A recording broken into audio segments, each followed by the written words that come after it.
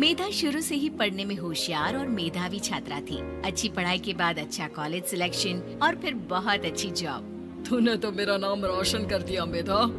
अरे लेकिन ये जो काम करने का तरीका है ना, इसे बदल ले।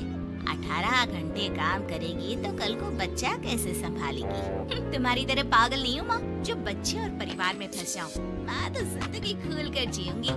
सब कहने की बात होती है बेटा, अपने बच्चे का सुख हर कोई चाहता है। वक्त बीतता है और मेधा की शादी हो जाती है। शादी के कुछ सालों में ही मेधा एक सुंदर सी बेटी की माँ बन जाती है। अरे यार, मेरी मैटरनिटी लीव खत्म हो रही है, क्या करें? माँ भी नहीं आ सकती, कैसे मैनेज करूँ? ऐसा करते हैं, इसके लिए केयर टेकर रख लेते हैं, वो देखा करेगी इसे। मेधा को पति की बात जच जाती है और वो केयर टेकर की तलाश शुरू कर देती है। एक दिन उन लोगों के घर एक महिला आती है जो दिखने में पढ़ी लिखी लगती है। जी, क्या काम है आपको? मैम, मेरा नाम स्नेहा है। आपका ऐड देखा केयर टेकर का, क्या मैं आपके यहाँ काम कर सकती हूँ? हाँ, क्यों नहीं, लेकिन आप तो अच्छे घर की लगती हैं, फिर नौकरी क्यों? दरअसल मेरे ससुराल वालों ने मुझे घर से निकाल दिया क्योंकि मैं माँ नहीं बन सकती और माता पिता भी नहीं है इस दुनिया में। तो अरे अरे, कोई बात नहीं, तुम लक्ष्य को ही अपना बच्चा समझो और यहीं रहना, और किसी भी चीज की जरूरत हो ना तो बता देना। नेहा खुशी खुशी लक्ष्य को संभालने लगती है। रात को जब मेधा घर पर आती है, अरे क्या बात है स्नेहा, तुमने खाना नहीं खाया क्या? अरे दीदी, आपका बेटा टाइम दे तब ना। अरे तो जब वो सोता है तब खा लिया करो। तब तो मैं इसके पास ही बैठी रहती हूँ। कोई मच्छर या कीड़ा काट ले लक्ष्य को तो अब आप पकड़ो, मैं खाना खा लेती हूँ। स्नेहा वहाँ से चली जाती है। बहुत ही अच्छे से ख्याल रख रही है ये लक्ष्य का। मेधा, इतना तो शायद तुम भी ध्यान नहीं देती। मेधा को पति की बात बुरी तो लगती है, लेकिन कुछ नहीं कहती। धीरे धीरे स्नेहा मेधा और उसके पति के साथ बाहर भी जाने लगी। सुनो, स्नेहा को भी बाजार ले चलते हैं। वो क्या है ना, लक्ष्य को देख लेगी जब तक मैं शॉपिंग कर लूंगी। हाँ हाँ चलो। वैसे मैं चाह रहा था कि लक्ष्य को लेकर हम दोनों ही चलते। क्या यार, तुम तो फ्री में इमोशनल हो जाते हो। कितना देख लेंगे हम दोनों मिलकर, ले चलो उसे। कार से निकलकर मेधा और लक्ष्य रोड क्रॉस कर रहे थे कि सामने से कार आ जाती है। मेधा का ध्यान नहीं होता, लेकिन स्नेहा तुरंत लक्ष्य को मेधा से छीन लेती है। मेधा गिर जाती है और कार मेधा को छूकर निकलती है, जिससे मेधा को खून आ जाता है। पति मेधा को हाथ देकर उठाता है। स्नेहा लक्ष्य को लेकर गले लगाई रहती है। थैंक्स स्नेहा, मैंने तो ध्यान ही नहीं दिया था कि कार आ रही है। स्नेहा का गुस्सा मालकिन पर टूट पड़ता है। अरे कैसी माँ है आप, अगर आज कुछ लक्ष्य को हो जाता तो मैं आपको कभी माफ नहीं करती। छोटा सा बच्चा है, उसे चोट लगती है तो पता है कितनी तकलीफ होती है। पति भी स्नेहा को देखने लगता है कि उसे क्या हो गया। मेधा को स्नेहा पर काफी गुस्सा आ जाता है। घर आकर कहती है, देखो स्नेहा, माना तुम लक्ष्य को बहुत प्यार करती हो, लेकिन वो मेरा बेटा है। मैं कभी जानबूझकर उसके साथ बुरा नहीं कर सकती, समझी?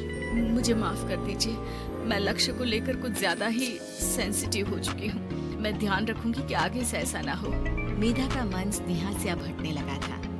एक शाम मेधा ऑफिस से घर आती है कि लक्ष्य उसे दिखाई नहीं देता और ना ही स्नेहा। वो स्नेहा के कमरे में जाती है जहाँ दोनों सो रहे होते हैं। अरे स्नेहा, लक्ष्य को आज इस कमरे में क्यों सुला दिया? दीदी, मुझे नींद आ रही थी, ऐसे में उसे कमरे में अकेले लिटाना मुझे ठीक नहीं लगा। मेधा बच्चा उठाने लगती है कि स्नेहा टोक देती है।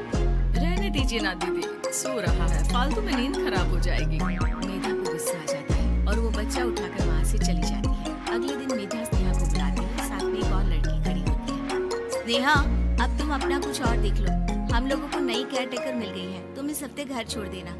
स्नेहा का मन लक्ष्य को छोड़ने का नहीं करता, लेकिन नौकरी तो नौकरी होती है ना। स्नेहा घर से चली जाती है। धीरे धीरे महीने और साल बीतते जाते हैं और लक्ष्य एक नौजवान लड़का हो जाता है। लक्ष्य, आज मुझे मंदिर जाना है, ले चलोगे? ठीक है माँ, एक काम करके अभी वापस आता हूँ, तब तक आप और पापा दोनों तैयार हो जाइए। दोनों तैयार होकर बैठ जाते हैं, लेकिन लक्ष्य काफी देर तक नहीं आता। अरे मेधा, फोन तो करो लक्ष्य को, देखो क्या हो गया उसे। मेधा फोन करती है तो पता चलता है कि लक्ष्य का एक्सीडेंट हो गया है और वो सिटी अस्पताल में है। जल्दी चलिए, पता नहीं कैसा होगा मेरा बेटा।